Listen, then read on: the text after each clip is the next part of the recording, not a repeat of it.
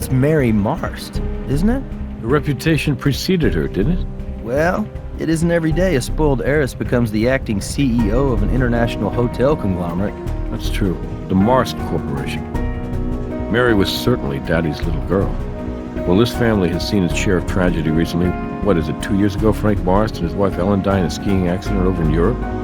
Then Frank's will hands over the family business to Mary, only to have her nearly die in a car accident.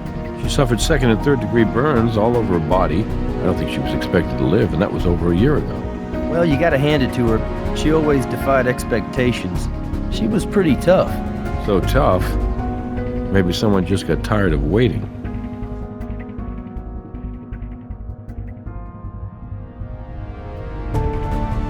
Mary's hospice nurse and her stepsister Jane Barrett found her like this. I'll let you guys go to work. If you need anything, you know where to find me. Okay, partner. Ready when you are. Shoe impressions? Left in mud. The mud's still moist. Fresh.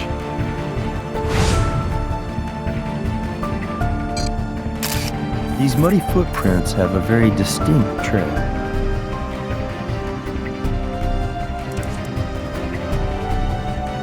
Have you ever seen one of these before? It's a device used with an IV to monitor a patient's dosage of medication. So it looks as though if Mary were experiencing some pain, she could just push this little button here, and the regulator would release a dose of morphine into her IV. See this? There's a serial number right along the broken seam here. So if we put these pieces back together at the lab, we should be able to read it.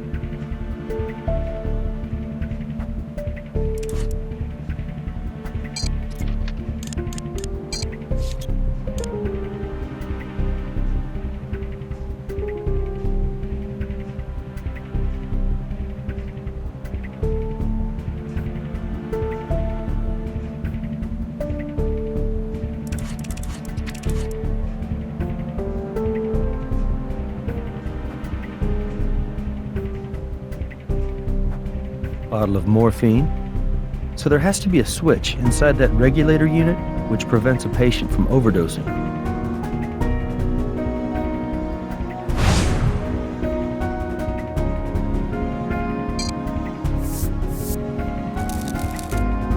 That's an excellent print.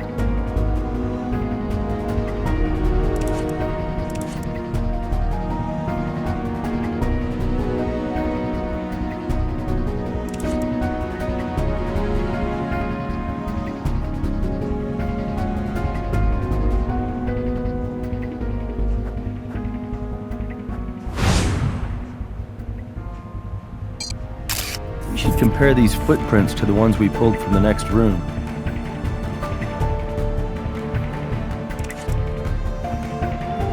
Look like anyone you know?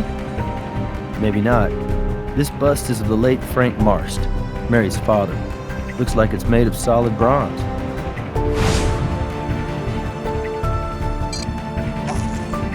That's good. We'll be able to compare those marks back at the lab. Not bad for a preliminary assessment. What's next?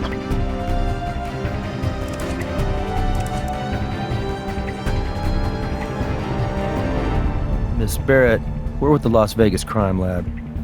I know you're upset, but we'd like to ask you a few questions if you don't mind. Of course, officers. Whatever I can do to help. That's correct. Mary's nurse and I discovered the body this morning. 7:30 this morning? Maybe 7:45? I'm not exactly certain. Yes, she was lying almost exactly like this, but the nurse and my brother John did try resuscitating her, so the body may have been jostled a bit. I made sure none of us moved anything else because I understand the importance of not disturbing a crime scene. Her morphine regulator was smashed. Mary couldn't do that. Poor thing could only move 2 fingers on her left hand. God bless her. I pray she's in a better place now. You'd think anyone living like this would want to die. Not Mary. She was a fighter, and she was a real inspiration to me. When I moved away from here, I thought I'd never come back. But after Mary's accident, I started flying in from LA every Sunday. I swear to you, as God is my witness, Mary wanted to live. Yes, I live in Los Angeles. I work for a public relations firm, but like I said, I fly out to visit Mary every Sunday. Yes, that's right. I'm sure you've heard of my stepfather, the self-proclaimed hotel tycoon. The bust is almost as imposing and impressive as the man himself. He and my mother died less than a year after it was commissioned. They were skiing in the Swiss Alps. I can tell you, everyone was shocked when the living will entrusted Mary to step in as the acting CEO of Marst Hotel and Entertainment. Well, needless to say, no one thought a party girl could take over the reins of a multinational travel and leisure conglomerate, including me. But I have to admit, we were all wrong. Tragically, the very same night she announced her retirement and appointed her successor, she crashed her car. Yes, it is. She was so badly burned, the doctors told us she wouldn't live through the night.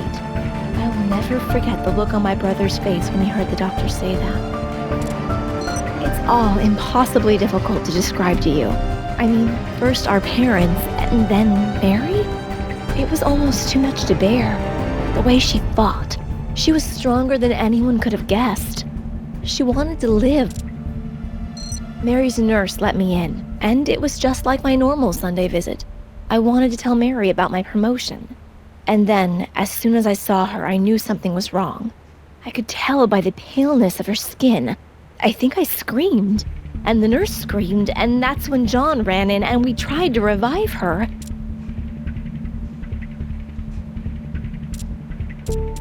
This is the family's chalet.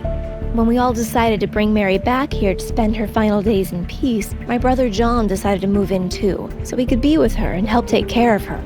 He and Mary were very close, much closer than he and I. No, we're not particularly close. Well, let's just say we have very different views about money, very different values about it. Growing up as an only child, Mary had always wanted a little brother, and John was more than happy to be spoiled by her. I have no idea. He ran out of here and I haven't seen him since. Thank you for your time, Miss Barrett. We'd like it if you could remain here in Las Vegas until we have a better idea of what happened to your stepsister, okay? All right, officers. Whatever you think is best.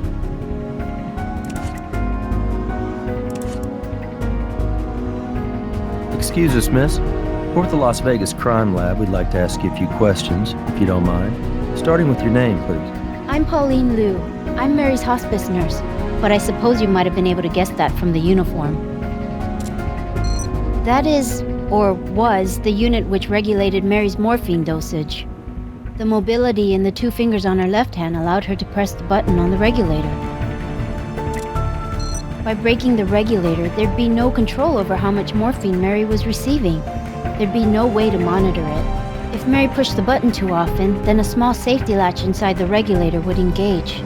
The latch blocks any further signals into the mechanism dispensing the morphine. It's what prevents an overdose. Yes, and Miss Barrett, that's Mary's stepsister. She and I found Mary. Like this. About 7:45, I think. Miss Barrett visits us every Sunday and she usually arrives by 10 o'clock, but today she was early. She rang the bell about 7:30. Miss Barrett and I were together when we came into the room and found Mary just like this. I was just devastated. No, it's just not physically possible. Mary was burned over 75% of her body, and we're talking about burns which were 2nd and 3rd degree. The scar tissue is so extensive, her mobility had been limited to 2 fingers on her left hand. It's hard for me to say this, but I do believe Mary wanted to die. It's a miracle she survived the car accident, but the quality of her life from that moment on was extremely poor. It's difficult to imagine just how much physical pain she was in on a daily basis. We did as much as we could to ease that pain, but I know she's in a much better place now. Could she talk at all? No, the damage to her vocal cords was too severe, and she couldn't move enough to sign either. Miss Barrett once purchased a computer for Mary so she could literally talk through it. But even though you could operate the voice software with the touch of a button, Mary showed no interest in it.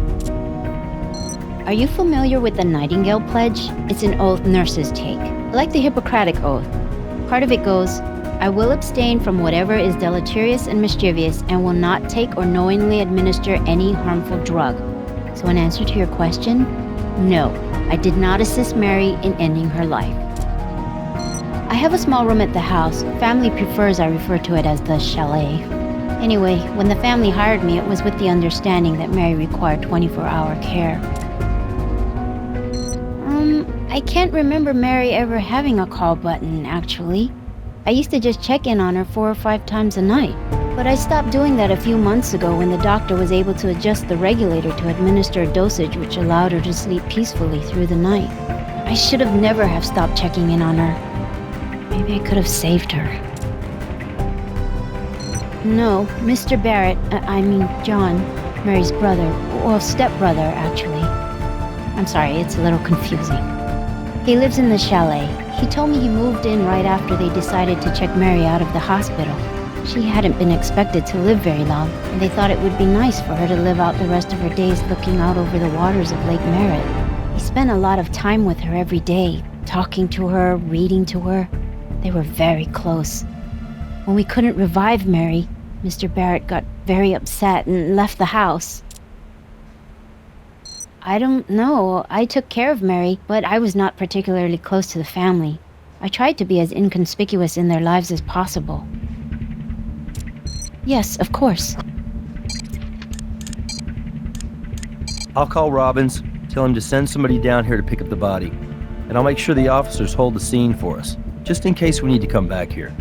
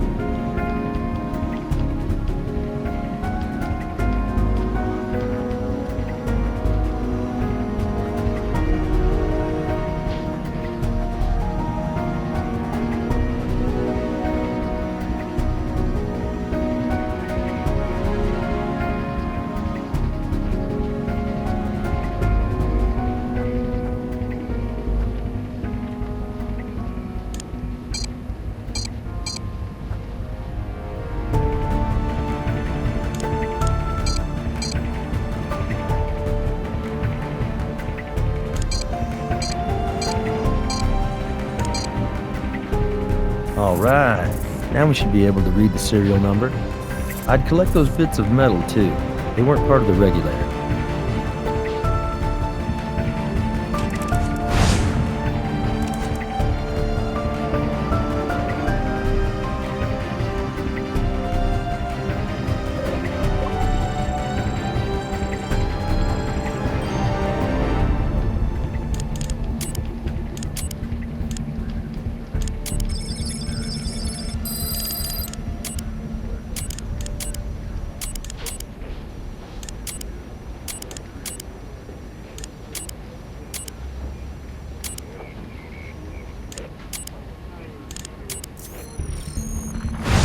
That's almost 100% bronze.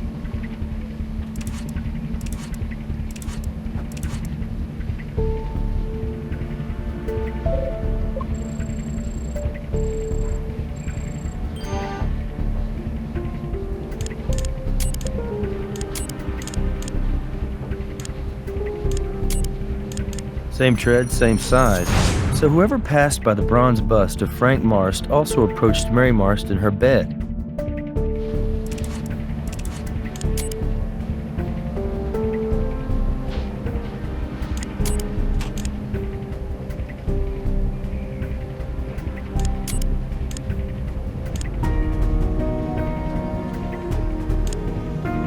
It's a match.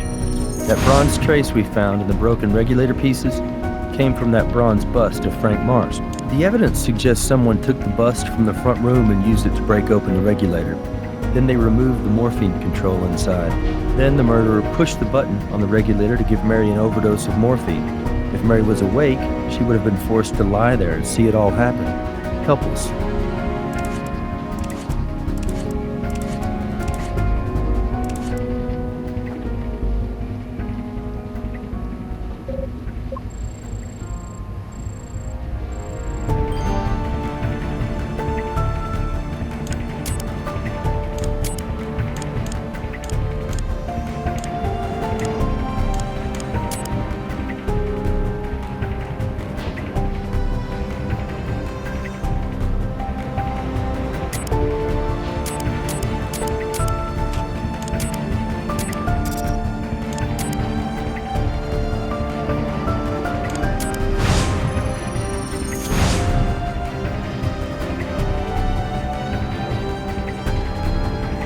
So, the print on the bottle matches Jane Barrett. It says here she was arrested 6 months ago as part of a Death with Dignity demonstration in Carson City.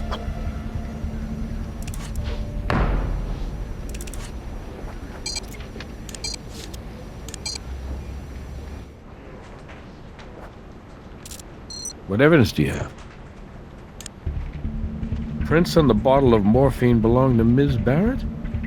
Well, until Doc Robbins gives us the results of the autopsy, we can't even think about a warrant. But maybe Ms. Barrett will come in here voluntarily to answer some more questions. No harm in asking her, right? Thank you for coming in voluntarily, Miss Barrett. Of course, officers. I'm happy to help with your investigation. To be honest with you, I'm uncomfortable with her appearance. She's trashy. She wears that nurse's uniform more like a stripper than a caregiver. However, John seems to think she does a good job, and Mary approved of her. No, of course not. Mary had already passed by the time I got here.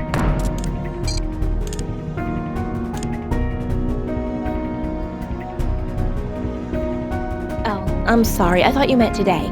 I did change her morphine when it ran out during my visit last week. Euthanasia? Well, it's one of those... In theory, it sounds like something which could be a good thing, but in practice, what scares me is the opportunity for abuse. Kids offing their grandparents in order to inherit the money to buy a new cell phone? No, I'm opposed to it. Miss Barrett, are you aware that your fingerprints are on record because you were arrested 6 months ago at a Death with Dignity demonstration in Carson City? I wish I could chalk that up to youthful indiscretion, but obviously I was old enough to know better. Suffice it to say, my politics 6 months ago had more to do with my personal relationships than my personal beliefs. I don't mean to suggest that there's anything wrong with the Death with Dignity people. It's just that I wasn't really with them, if you know what I mean. And honestly, having lived with Mary like this for all this time, I can't say I could make a decision like that. Especially because, even though she can't speak, I know Mary wants to live. I know that very much in my heart. Ms. Barrett, could you tell us your whereabouts for the last 24 hours? I live in Los Angeles. I come up here to visit with Mary once a week. I flew up here this morning. By that look on your face, I'd imagine you'd also like to know if anyone can verify what I'm saying, but I don't think anyone I know saw me. Oh, wait! Hold on. Actually, I have this excellent home security setup. Superior security systems. You see the way it works? You're either in the away setting with the motion detectors on, or the home setting with them off. They gave me an application for my cell phone that tracks when I'm home and when I'm away. I can send what it recorded for the last 24 hours to you, and you'll be able to see I was home, right up until I left for my flight this morning. Okay. Send us those records, Ms. Barrett. But we'll still have to authenticate them with your security company. So I just got the records for Jane Barrett's security system from Superior Security. Looks like they check out. According to the records, Ms. Barrett was at home last night at 11. You know, the Marsh family is still a pretty powerful player in this state. And it's pretty much an open secret that John Barrett was set to inherit everything when Mary Marsh died. Jane Barrett wasn't even going to get a little something for the effort. Well, being left out of the will is a possible motive, but what do we think about Jane helping Mary end her own life, trying to give her death with dignity? You know what death with dignity is? It means you don't drool. I think when you have a family with a lot of money to fight over, I don't trust any of them. But if Doc Robbins tells us the time of death clears Jane Barrett, then I'll move on to the next best suspect, family member or not. Vault Insurance Company was only too happy to provide us with their claim file on Mary Marsh's accident.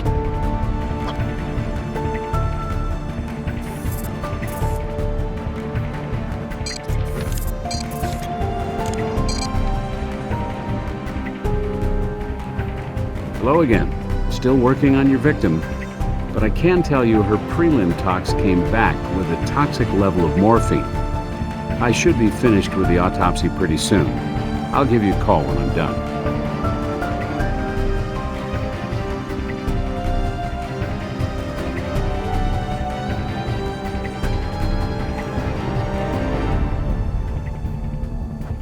Hello again. Still working on your victim, but I can tell you her prelim tox came back with a toxic level of morphine. I should be finished with the autopsy pretty soon. I'll give you a call when I'm done.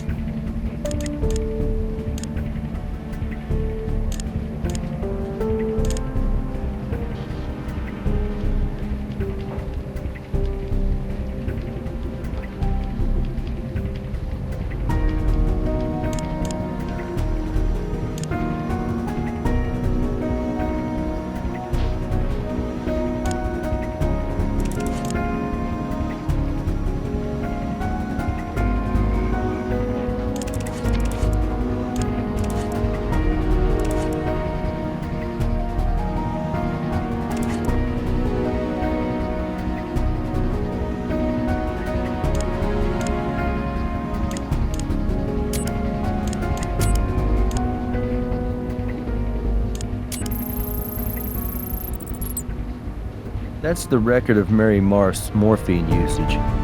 Take a look at the line of continuous usage during the last entry. I'd be surprised if that's not our cause of death right there. Hey, Robin's here.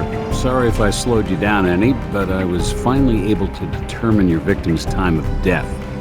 You're looking at somewhere around 11 p.m. last night. Why don't you meet me in the morgue when you're ready, and we can go over the rest of the autopsy results.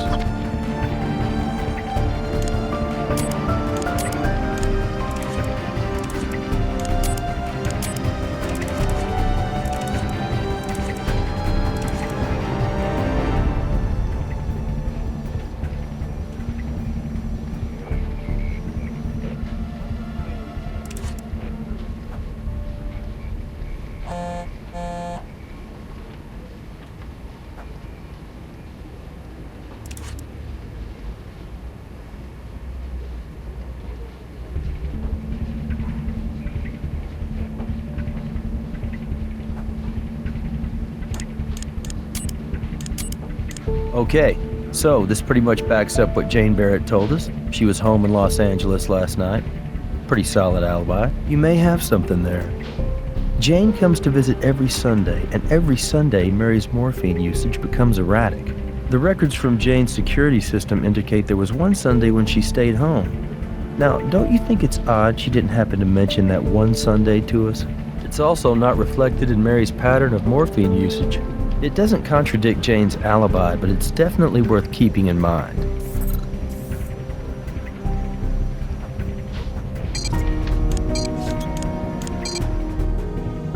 Thanks for waiting.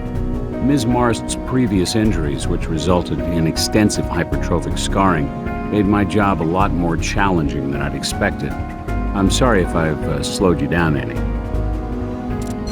Just because something walks like a duck and quacks like a duck doesn't mean we shouldn't assume it's a duck.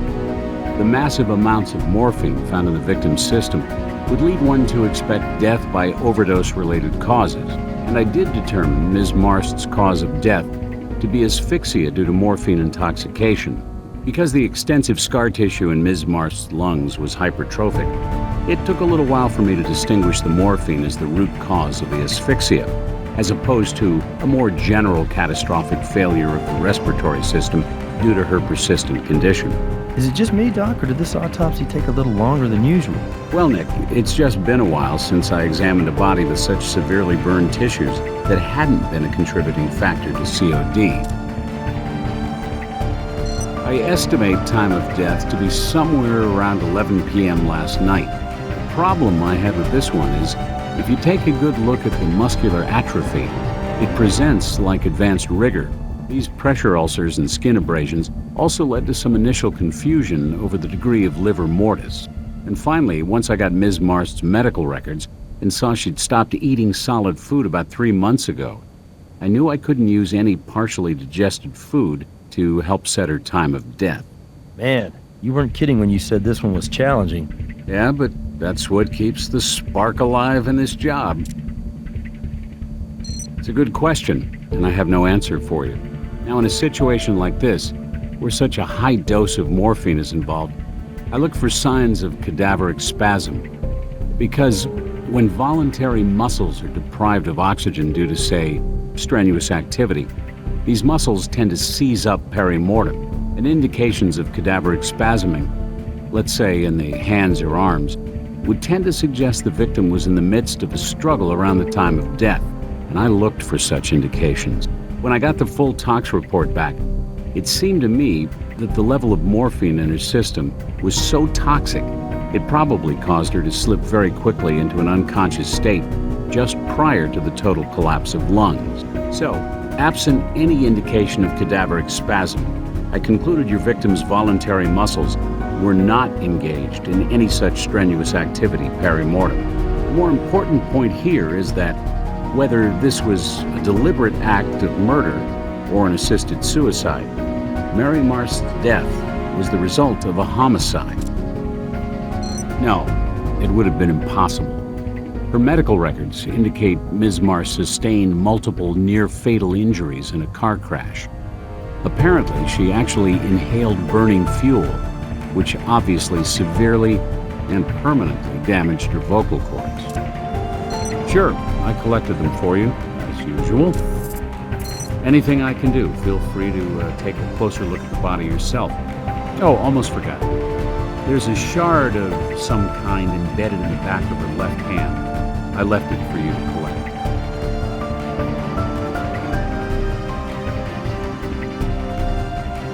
Scar tissue here is extensive, as well as hypertrophic.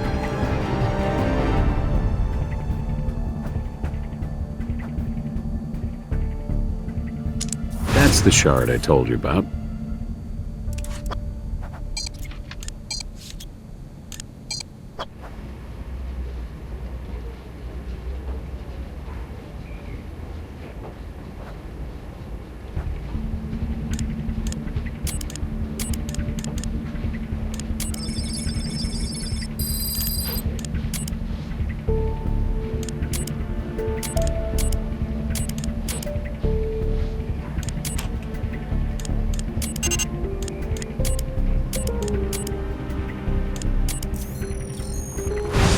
Looks like an acetone and some hydrogen cyanide combined into fibers of an ethyl methacrylate monomer and bonded with a similar but complex polymer of transparent thermoplastic. It's a tiny piece of a cosmetic fingernail. I wonder, when was the last time Nurse Lou had her nails done?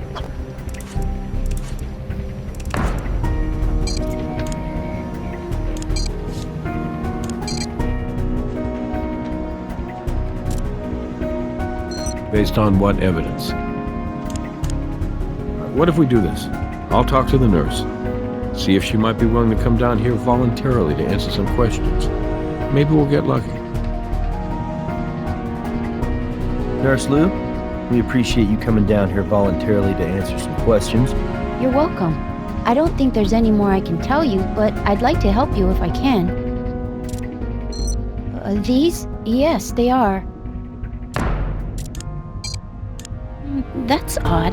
Oh, but you know, I did get a nail tip put on my index finger when the real one broke last week. It's been on my hand all week, so I guess I kind of forgot about it. But you can see it's not chipped or anything. I don't know for sure. I do know there's an area down by Lake Merritt where the family keeps their boat, and Mr. Barrett, he likes to go down there when he wants to be by himself. Given what's happened, I wouldn't be surprised if he's there now. Mr. Barrett would tell Mary about the boat in the lake and how it was the only real place in the world he could find any peace. He and Mary spent a lot of time together. He would sit there beside her and carry on a conversation as if she were talking right back to him. I wasn't eavesdropping, I just couldn't help but overhear their talks. Or his talking, that is. Mr. Barrett is my employer. He pays me to provide home care for his sister. Honestly, I can't say I really know Miss Barrett. When she came to visit, she would seem uncomfortable. But seeing someone you love in the condition Miss Marst was in, well, it's very, very difficult. So I tried not to take anything personally.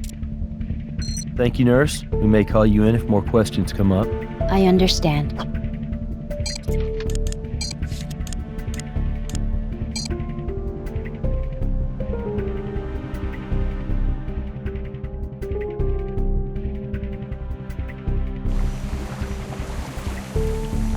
That must be our man. Right where Mary's nurse said he'd be.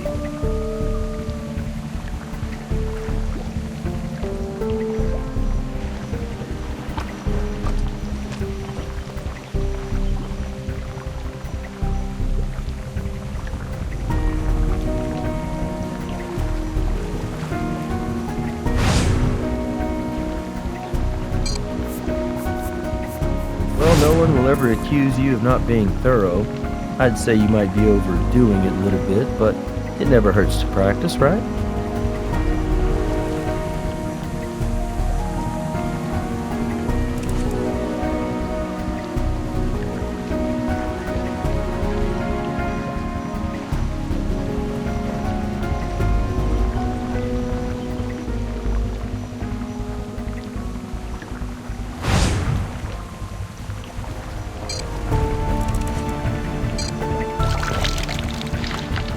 Good idea. We can use the microscope to compare the mold against any prints we find. John Barrett, we're with the Las Vegas Crime Lab. Okay. Do you think I'm gonna need my lawyer? We're looking into the death of Mary Marst, and we'd like to ask you some questions.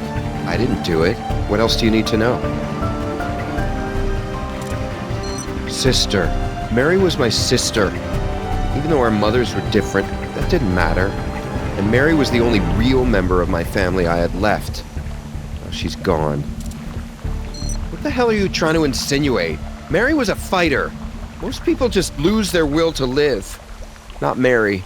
She was an inspiration. You know what? That's really none of your business. My opinion? I think you're wasting your time. And mine. My sister's gone, and your investigation isn't gonna change that. I'm gonna let you in on a little family secret. We have a real problem with authority, unless we're invested in it. So any more questions you have, save them for each one of my lawyers. Yeah, give me a call. We'll grab a drink or something.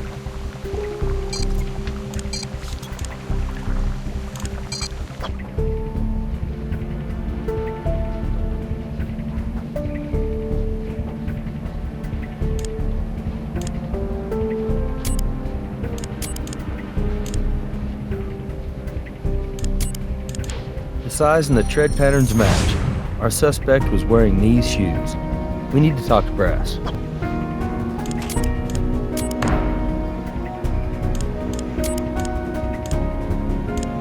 The size and the tread patterns match. Our suspect was wearing these shoes. We need to talk to Brass.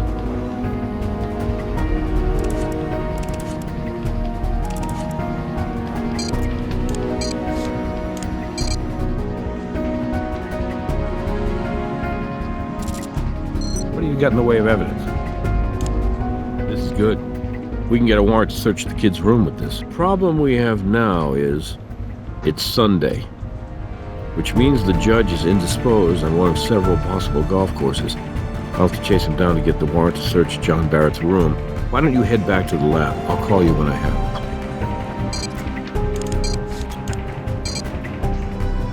it. Recognize him? This is a statue of St. Ambrose, patron saint of beekeepers. The statue belongs to Beatrice Salazar. At least it belonged to her back in 1982. That dried blood there belonged to her husband, Miami drug lord Humberto Salazar. The theory goes Humberto Salazar fell in love with a beautiful teenage prostitute he plucked off the streets of Mexico City. She got the house, the car, and the drug empire. He got St. Ambrose to the head. At the time, nobody could find any physical evidence to tie Salazar to her husband's murder, but obviously, we've come a long way since 1982. And that's where you guys come in. Salazar's grandstanding when she showed up the other day was just for show. Her DNA has been on file for a while. What are these white, pasty flecks? Adhesive from an evidence locker sticker. I just need you guys to pull her DNA off this statue, and if you can, that's the ball game. We've got her for murder.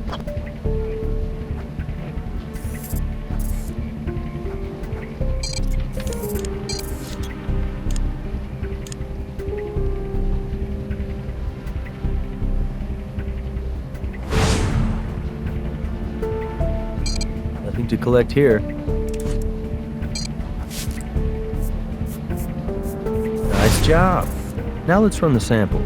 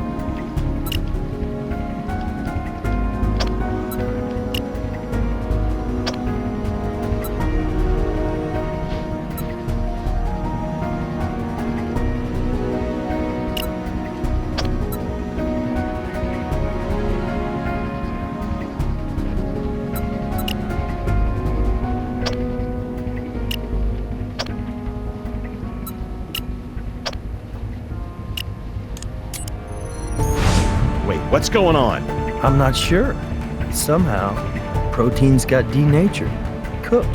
They're useless. Son of a bitch. What the hell happened? It doesn't make any sense. The concentration of sodium lauryl sulfate is way too high. But I was standing right there beside you. I saw you prepare the sample correctly. Damn it, I can't believe this. I'm taking this statue back into my custody, and I'm going to make a formal request to the deputy director and to your sheriff that an investigation be immediately conducted into the CSI's possible malfeasance. Mr. Stokes, I would suggest you take this matter into your own hands before it brings down this entire lab. Tell me something. Are you just incompetent, or did you just deliberately destroy potential evidence? I know this sounds crazy, but I think Agent Huntby set us up. I think he deliberately set us up so that we would consume that potential DNA sample in analysis. And he wanted us to take the fall for it. Catherine, we gotta get our hands back on that statue. We need to analyze whatever traces on it, and we have to figure out what the hell's going on with Huntby. Huntby just left the building, and he took the statue with him. I'll notify the FBI field office. See if they can help us. I think Nick is right. And I'll do everything in my power to get that statue back here and have you retest it. But until we can get this thing totally resolved, I think it's best for the credibility of the lab if I keep you off any cases pertaining to Beatrice Salazar. I understand you have another case you're handling right now. I recommend the two of you keep working on it. So, walk me through this again. Okay. We used a moderate concentration of sodium lauryl sulfate to lyse the cell walls. Okay. Cell walls open up, allowing us to extract the genetic material inside and prepare it for DNA analysis. Exactly. Except this time, for some reason, there was a much higher concentration of SLS than we normally use. So when the sample was hydrated in preparation for our DNA analysis, the water and the high concentration of SLS produced a chemical reaction that gave off enough heat to raise the temperature of the water way above 80 degrees Celsius. Which would have denatured the protein and destroyed the viability of the sample. Agent Huntby is claiming you incorrectly prepared the lysing solution by adding too much SLS. Catherine, with all due respect to Agent Huntby, I was standing right there when it all went down. The solution was prepared correctly. Now, as we were swabbing the sample, I did notice a trace amount of some sort of pasty substance on the back of the statue. So I asked Agent Huntby about it, and he said it was just some glue residue from an identification tag. You know, you can create a paste with sodium lauryl sulfate, concentrated enough to have that reaction when hydrated. It's Brass. I finally tracked down the judge and got him to review and sign our search warrant for John Barrett's bedroom. It's a go.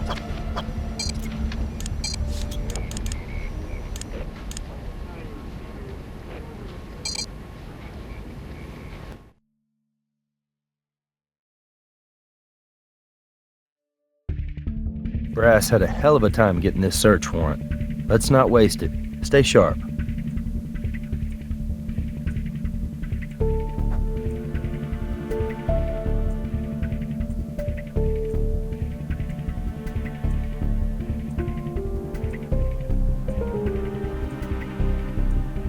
This guy may be rich, but lucky for us, he obviously doesn't pay for a daily maid service.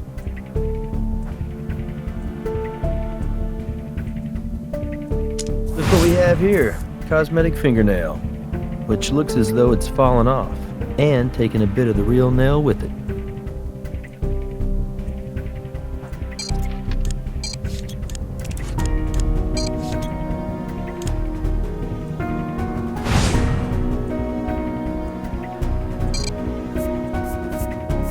That sample may allow us to positively identify who the nail belongs to.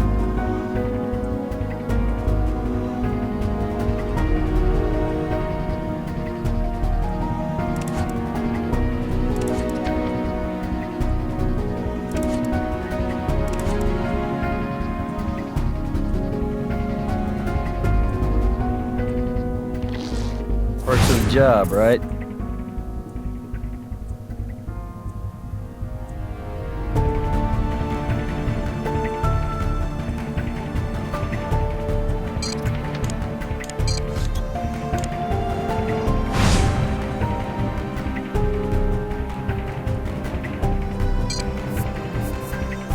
Dirty job, but somebody's got to do it.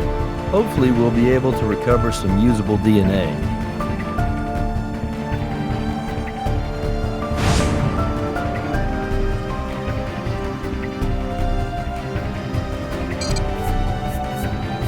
If we're lucky, we'll find out if she had a partner.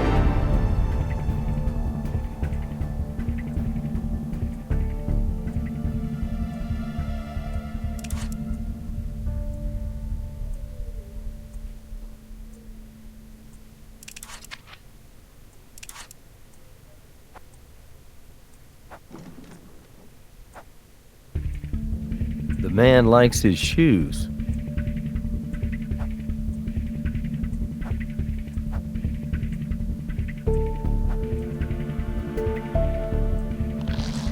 Blood on the shoes looks like it hasn't dried. It's fresh.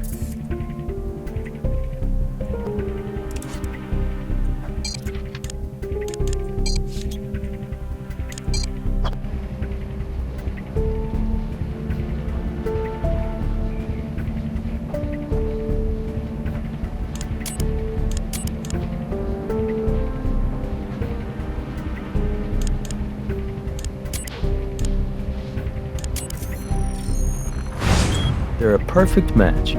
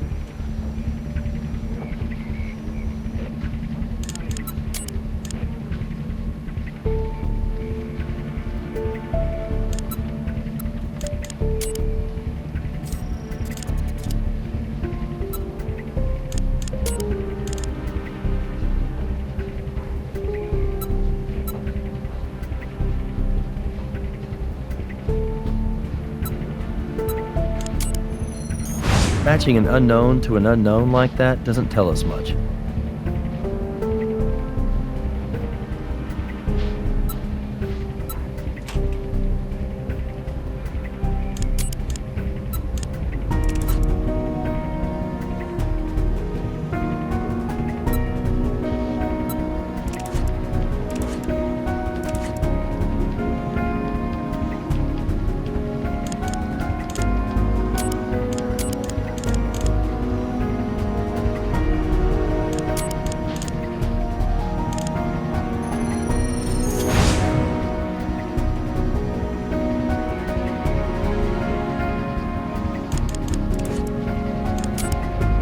The tread of this shoe is the same size and pattern as the shoe impression we collected from the crime scene. I gotta say, it doesn't look so good for John.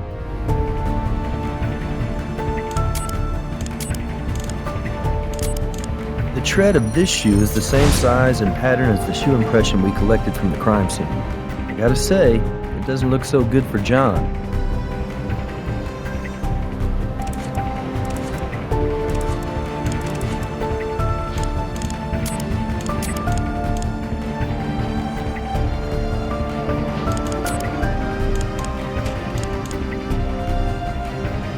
Tiny piece of a cosmetic fingernail. Matching an unknown to an unknown like that doesn't tell us much. If we processed all of our evidence as thoroughly as we can, seems like we might have a test or two to run.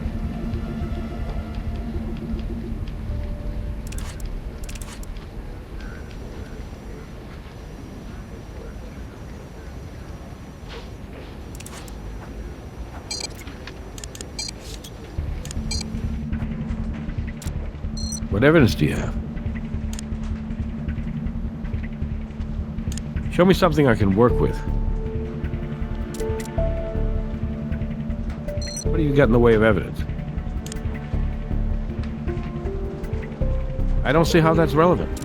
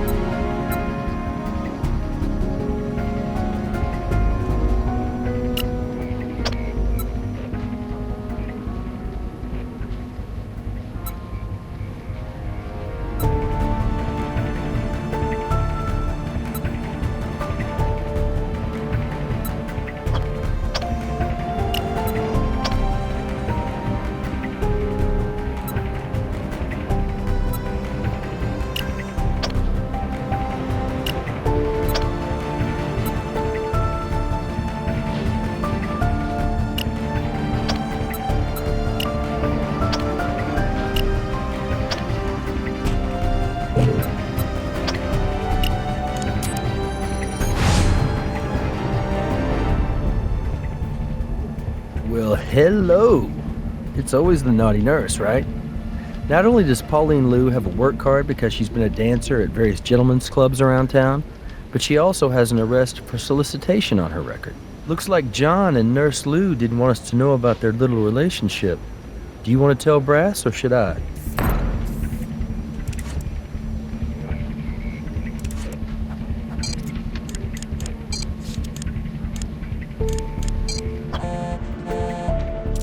Based on what evidence? Pauline Lou and John Barrett were lovers. Great. So I'd call that motive, wouldn't you? So let me get this straight. John Barrett stands to inherit a fortune. His girlfriend, the nurse, provides him with an alibi, and lucky for her, vice versa. And on top of that, her intimate knowledge of the regulator unit gives the kid a great big opportunity for murder. Looks like John Barrett doesn't seem too interested in providing an alibi for anyone, including Pauline Lou. Okay, let's not tip our hand here. If we try and talk to John Barrett first, his lawyers might circle him and the nurse. But if we call the nurse in here first, then maybe she'll be willing to make a deal and give up her boyfriend. I'm very confused by this situation. I've tried to be very cooperative. Have I done something wrong? Well, like I told you before, I chipped a nail and replaced it with this one I have on. And I've had it on all week. Why are you asking? I don't understand. Why are you making fun of me? We're not making fun of you, Nurse Lou. I'm sorry. Why don't we talk about scenarios we have the evidence for?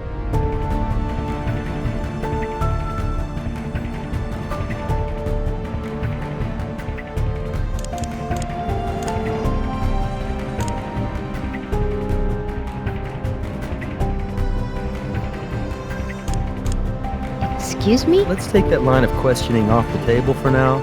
I think we should stick to the allegations we can prove.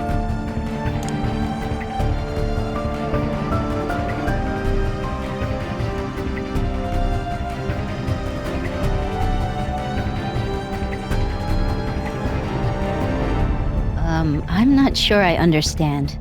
You know what? Storytelling time is over. We need to talk in the hall right now. The strongest tool you've got in an interrogation room is using evidence to back up your assertions. That way, you convince a suspect that lying won't work. If you got a theory but no evidence, let's investigate and come back later rather than going bronco in there, okay? Come on, you're a better investigator than that. Well, like I told you before, I chipped a nail and replaced it with this one I have on. And I've had it on all week. Why are you asking?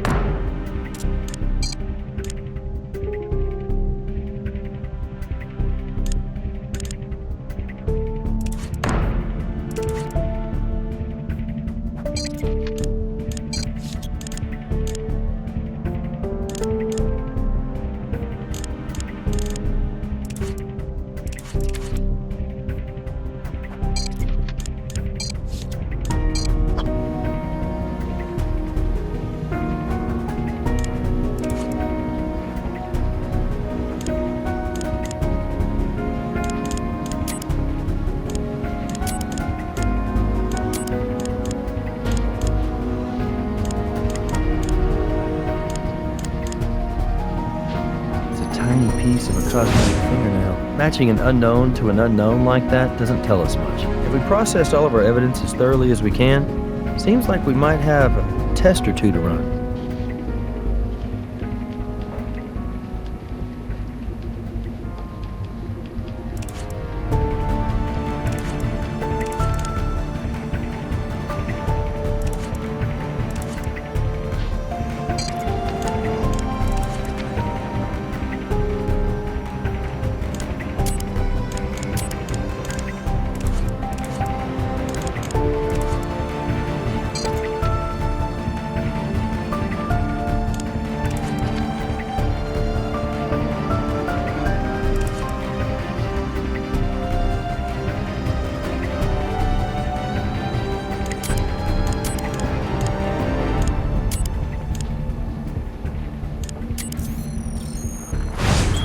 Tiny piece of a cosmetic fingernail.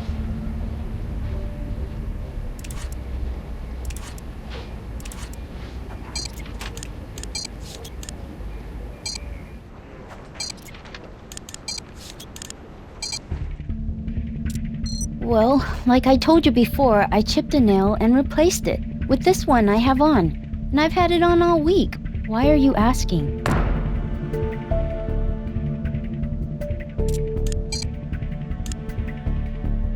That makes no sense to me. Look, I understand the need to sometimes rattle somebody's cage, but let's not assert something we can't back up here.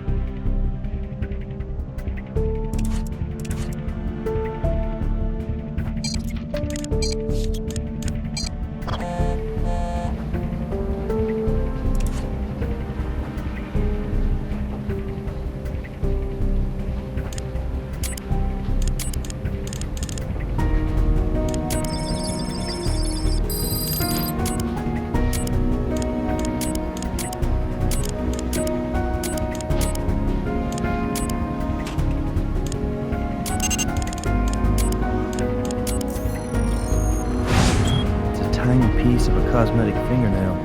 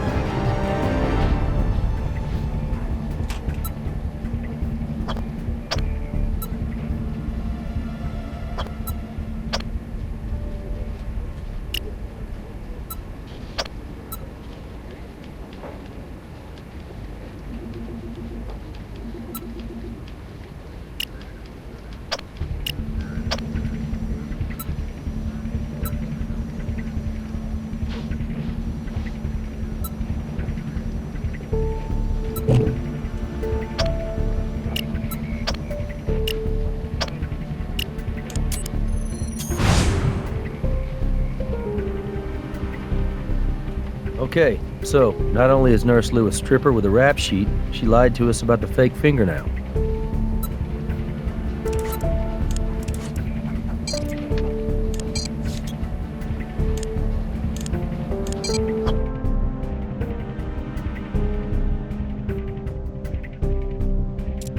Well, like I told you before, I chipped a nail and replaced it with this one I have on.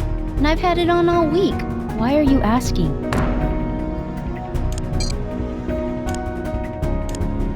Pauline, we found your DNA on a cosmetic fingernail. That's right. You know what? When I first broke my nail, I put on a different replacement. But I didn't apply it right, so then I put this one on. In fact, I didn't even put this one on. The woman who does my nails did. But I don't see why any of this matters, because that was all like a week ago. Why are you asking me that? I'm a registered nurse, and Mr. Barrett hired me to provide hospice quality care to his sister. Pauline, I'm going to ask you again. What is your relationship to John Barrett? I think you know why I'm asking. Because according to the semen and vaginal contributions we found on this underwear, you and Mr. Barrett were very intimate. At least on one occasion. It's true. I love John. We've been together for some time now. I met John not long after his parents passed away. I probably fell in love first. I think he was more interested in being distracted. You see, before I was a nurse, I was a dancer. A stripper, actually. It's not something I'm proud of, but it's not exactly something I'm ashamed of either. It paid my way through nursing school. I'd always dreamed of being a nurse. And it brought me to John. But I never quite had enough confidence or, I don't know. Maybe I just didn't have enough experience to pass my certification tests. John was the only one who ever believed in me. He's the most sensitive, caring man I've ever known. Pauline, you've been telling us this whole time that you're a registered nurse.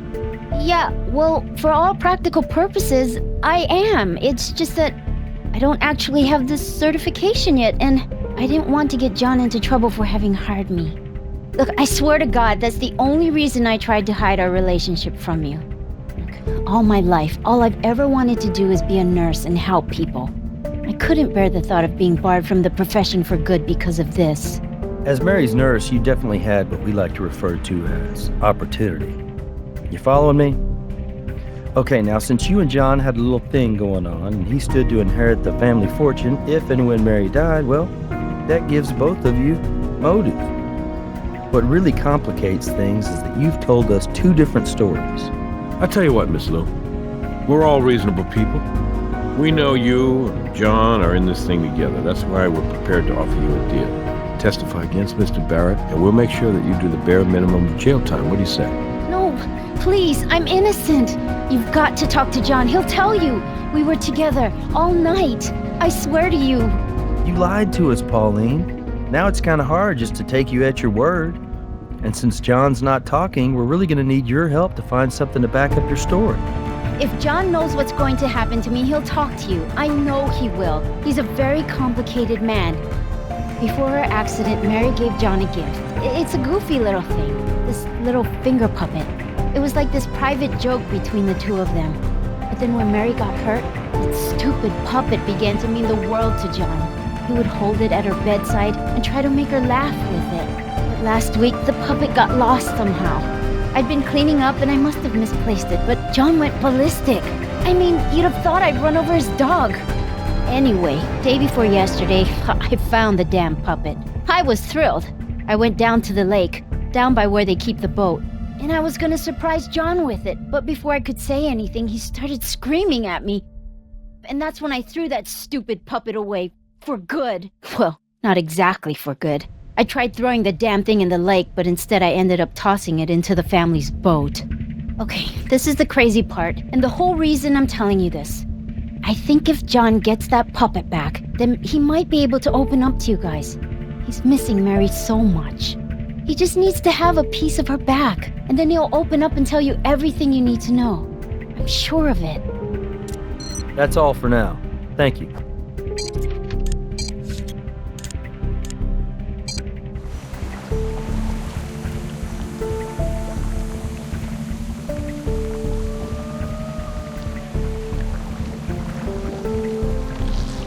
Okay, here's that little puppet Pauline was talking about. It's ridiculous. I mean, I don't mean to be disrespectful, but it's just really hard to believe this would mean so much to Mary's brother.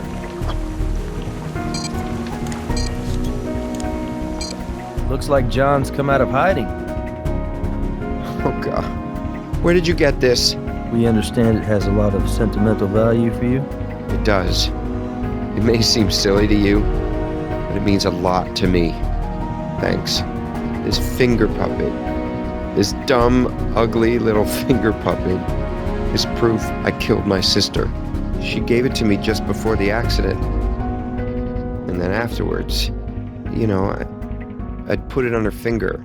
She'd make me laugh. It disappeared a week ago, right after I made Mary promise me she'd keep living. For me. Because I could tell in her eyes she wanted to give up. She was tired. I couldn't let her go, and I thought I'd lost this puppet. It suddenly occurred to me that instead of convincing Mary to stay with me, I'd actually pushed her into leaving. I killed her. Someone else may have helped her, carry it out, but it's really my fault. John, I don't understand something, and I don't mean to be insensitive, but how would you know what Mary was thinking? She couldn't speak. She could hardly move. How were you communicating with her? We both knew Morse code. We tap into each other's palms. It's almost like how Helen Keller used to communicate. Mary knew Morse code. Yeah. For laughs, she'd tap out the things that bothered her on the regulator button, because she knew it would cut off after a certain point.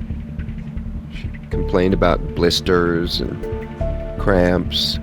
Jane. Jane? Yeah.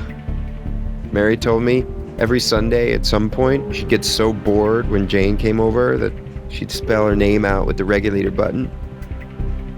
It's like the finger puppet. Stupid, but funny. I really miss her. You need to get back to the lab and review those regulator records. I think we may have overlooked our best witness.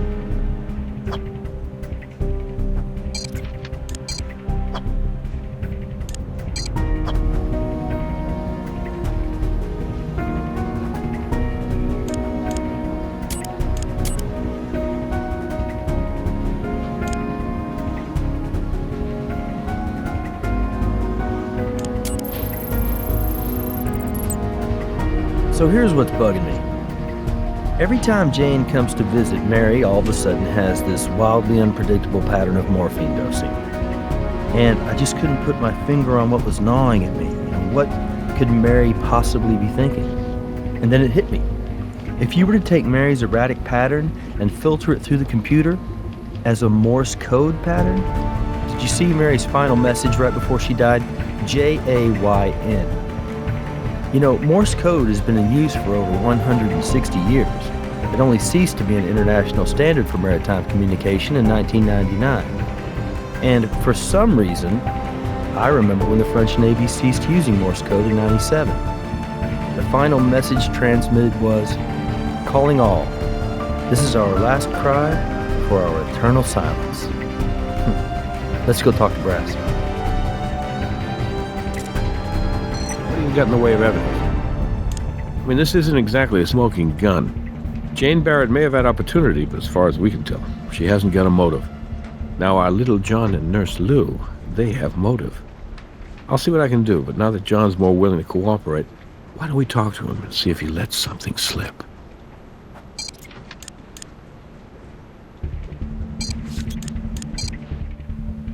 Look, officers, this is a really terrible time for me right now. I'm sorry for lashing out at you.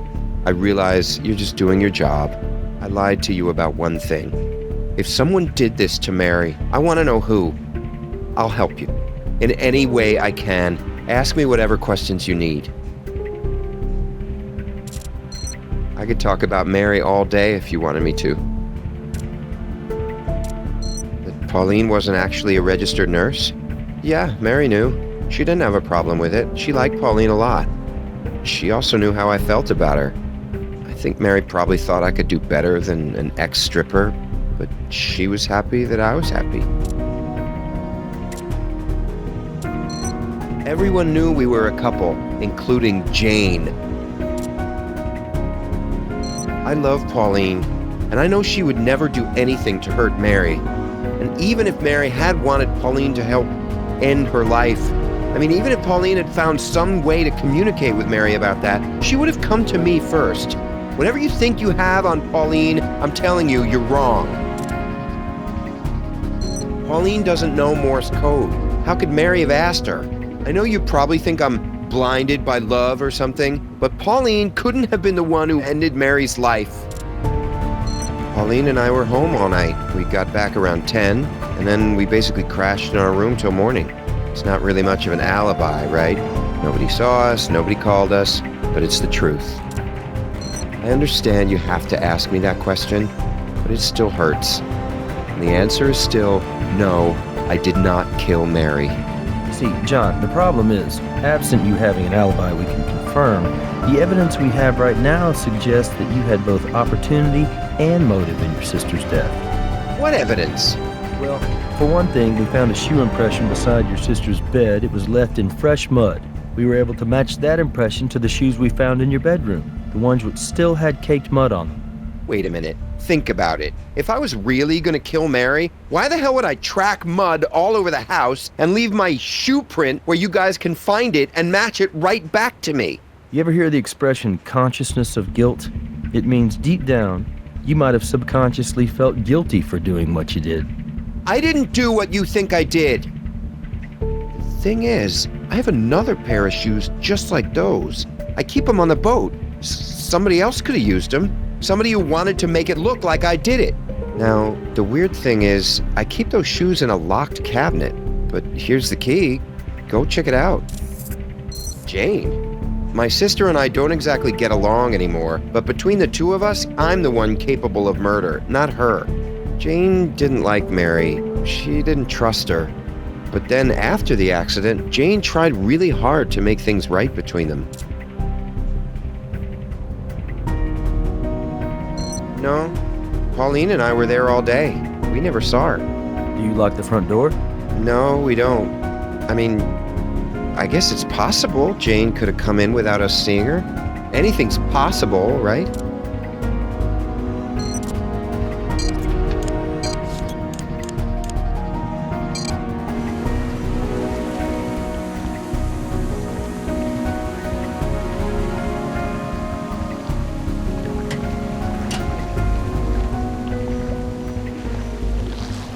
Same size and brand of shoe, with mud on them, right where John told us they'd be. Okay, now the trick is to distinguish one pair of muddy shoes from the other.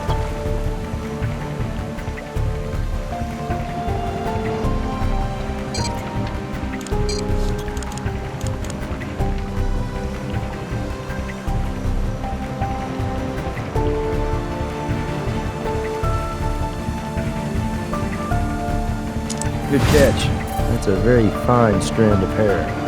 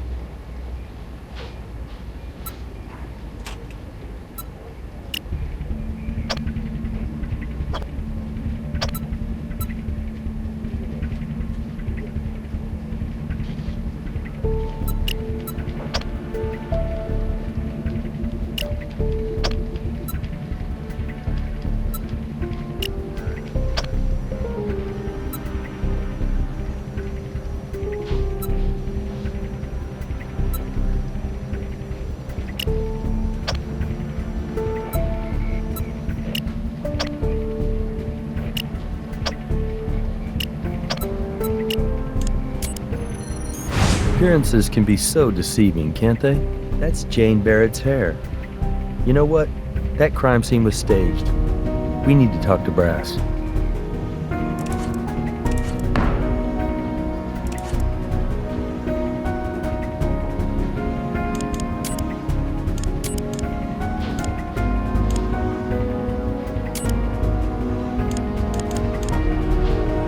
The shoe impressions we collected at the crime scene match the treads of the shoes we recovered from the boat. These are the shoes the killer wore.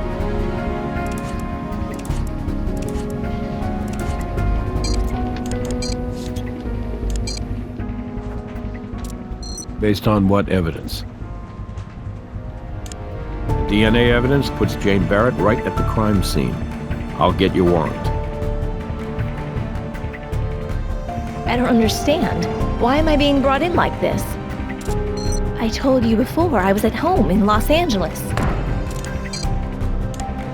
Miss Barrett, we found your DNA at the location which ties you to Mary's murder. That's not possible. I gave you my home security system records. I wasn't even in Las Vegas. I was home. This has to be some kind of mistake. Didn't you check with the security company? That's exactly what we did, Miss Barrett. You, and everyone we talked to, mentioned how you would always pay Mary a visit every Sunday. But when we reviewed your home security records, we noticed one Sunday when your system listed you as home all day. I have an explanation. That is, May we see your phone, Miss Barrett? I'm going to get a search warrant for your home in Los Angeles, Miss Barrett. I'm going to have LAPD turn over the place and tell me exactly what they find. May I save you the trouble, Captain? You won't find anything there. You have no case. Just because I wasn't home doesn't mean I murdered my stepsister. That's actually quite a remarkable leap of imagination. And I would guess those don't usually play very well in front of a jury. I just heard back from the LAPD. They searched Jane Barrett's Lost Hills residence from top to bottom. Found nothing. Look, maybe Jane didn't want to risk traveling around with incriminating evidence on her, so she stashed it around here somewhere. All I'm saying is, it's worth looking into.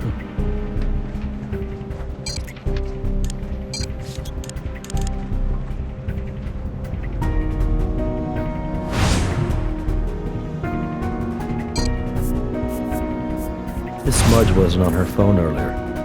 It's not sticky, it's viscous, like oil.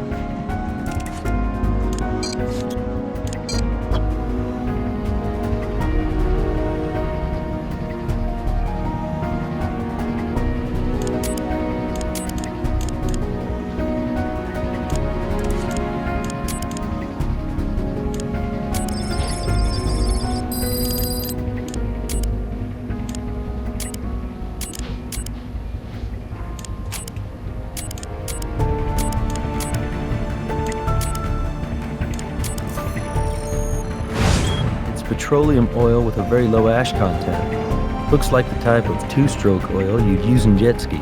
Good job, partner. You proved that pool of motor oil is absolutely a pool of motor oil.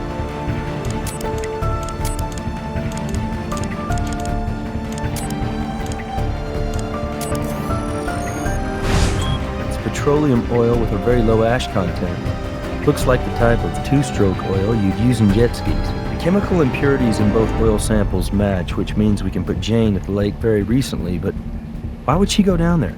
Unless maybe she was trying to hide something from us. I think we're going to need something to search below ground as well as above.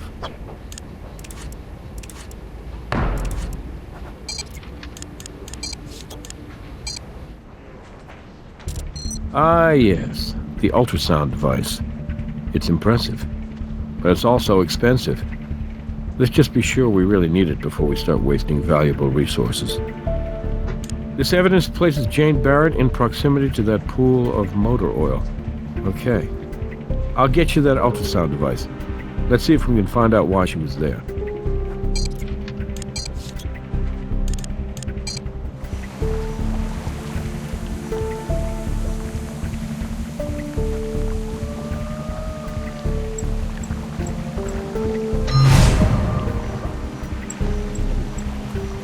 So this is what Jane was trying to hide. A hammer. She buried the hammer right on top of a wrench, which looks as though it's been down there for a while.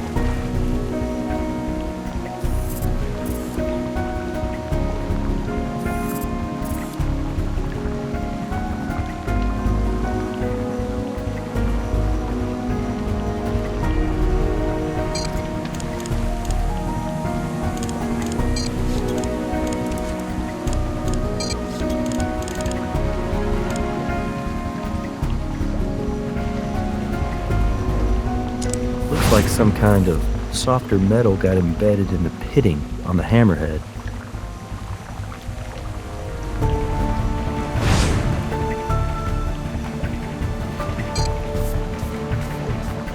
No fingerprints here. No fluids here.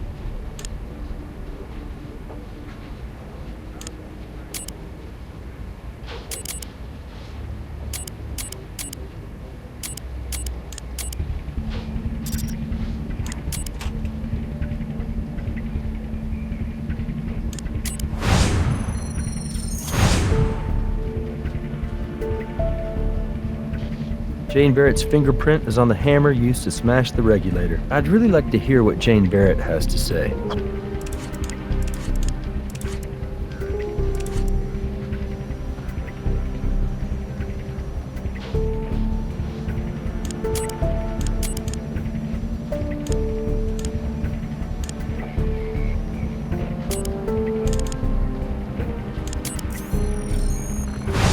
These particles are bronze, and they're a perfect match to the bronze that the bust is made out of. The bronze particles didn't come off by smashing the regulator. Someone deliberately shaved them off and planted them. So our killer wanted us to make the connection to the bust and wanted to make sure we found those muddy footprints right by it. And he or she assumed that if we did, our focus would turn to John and Pauline.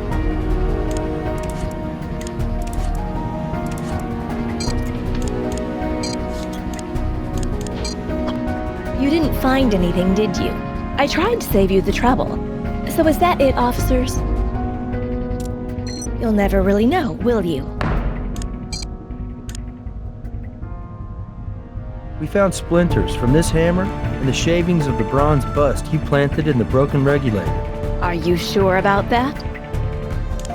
Here's your fingerprint. We found it on the hammer you buried by the lake. The same hammer you used to knock off a piece of that bust. The one you planted with the broken regulator. Just curious, Jane, why the bust of Mary's father?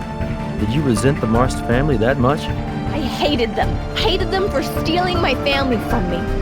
You know, when my parents died in that oh-so-tragic skiing accident, it made me start believing that there was the possibility of justice in this world. Like God had answered my prayers and punished them for abandoning me. But then Mary took over the company. She was just a stupid little party girl, and there was nothing I could do about it. But as soon as Mary resigned, that very night, I was ready. God really does help those who help themselves. Mary survived her accident, which upset me. Why was God punishing me? But I planned to try again, and that's when I bought that application for my phone so I would be able to create an alibi. But you know, I realized I could just watch Mary die, bit by bit. It was then that I completely understood God's plan for me. I wasn't being punished. I was being rewarded. And then one day, I found John standing over Mary, crying and begging her not to die because she was the only family he had left. But I'm his real sister. That very day, I snuck into John's room to find something that would lead you to him and his naughty nurse.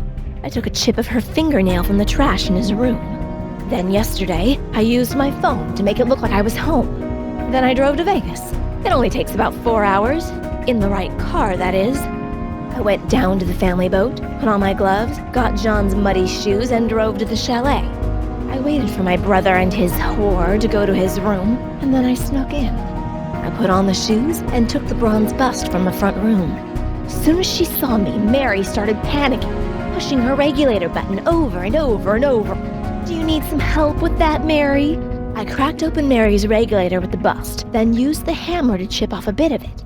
That part was for you guys to find. Then, and this was the best part, I put the broken regulator in Mary's hands and I forced her to push the button. I looked into her terrified eyes to watch the morphine melt her soul away. And then, she almost wrecked it. She looked at me and she smiled at me. She was trying to trick me, make me think she was glad to die. Like this was what she'd wanted all along, as if God was freeing her, not me. After she was dead, I planted that tiny bit of a fake fingernail on her hand. I replaced the bust, returned the shoes to the boat, and buried the hammer. Then I drove home. I got back just in time to catch my flight. You might be right, Jane. Mary may have been happy to finally be released of her burden. Or maybe she was smiling because she'd been able to spell out most of your name on her regulator right before she passed. I think she was smiling because she knew you weren't going to get away with murder. Well, we'll never know for sure now, will we? I do know one thing for sure, Miss Barrett. You may have been neglected by your family, but we're going to be paying a lot of attention to you now, probably for the next 25 years to life. Very good work, you two. A confession is always a nice bonus in a case like this one. Technically, 2 confessions. One for last night's murder, and another for last year's attempted murder. You keeping score, Nikki? I just think my partner here deserves full credit for chalking up 2 scores. And I think it should go a long way towards breaking up that cloud hanging over the team because of Huntby. You let me worry about Huntby. I'm telling you, Catherine, he's dirty. Good night, Nikki.